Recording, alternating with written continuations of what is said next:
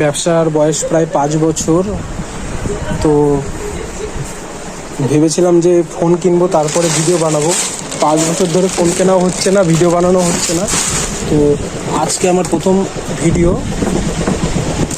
তো এই ভিডিওতে আমি কিছু জিনিস জানাতে চাই, যেটা হচ্ছে গিয়ে দিন দিন ক্রমশ আমরা এই দেখো এই 7-আপের বোতলটা, যেরকম আমরা আগে এর পেটি কিনতাম 210 টাকা করে, কিন্তু সেই পেটি এখন দাঁড়িয়েছে 260 টাকা।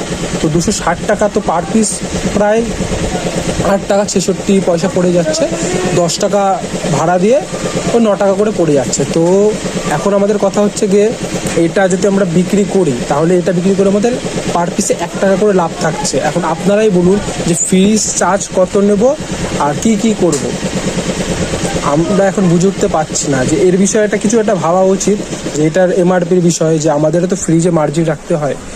যারা হচ্ছে গিয়ে ধরুন যে হোলসেলে বিক্রি করছে, তারা নিজেদের লাভটা পুরো রেখেই দিচ্ছে, কিন্তু আমরা সেটা করতে পারছি না। আমাদের এমআরপি অনুযায়ী বিক্রি করতে হচ্ছে, এর বেশি আমরা নিতে পারছি না। কিন্তু অথরিটি আছে যে 5 টাকা ফ্রিজ চার্জ হিসাবে নিতে পারবো, কিন্তু আমরা তো সেটা করতে পারবো না। কারণ আমি যদি 5 টাকা বেশি নিই এটার থেকে, আমার পাশে যে কম্পিটিটরও রয়েছে তারা তো সেটা 10 টাকা থেকে 15 টাকা বিক্রি করবে না, তারা নিশ্চয়ই 10 টাকায় বিক্রি করবে।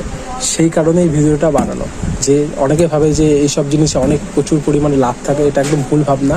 তো আপনাদের ওখানে এর পেটি কত কি পড়ছে সেটা একটু কমেন্টে জানাবেন। আমার এখানে এটা 260 টাকা পাইকারিতে পড়ছে।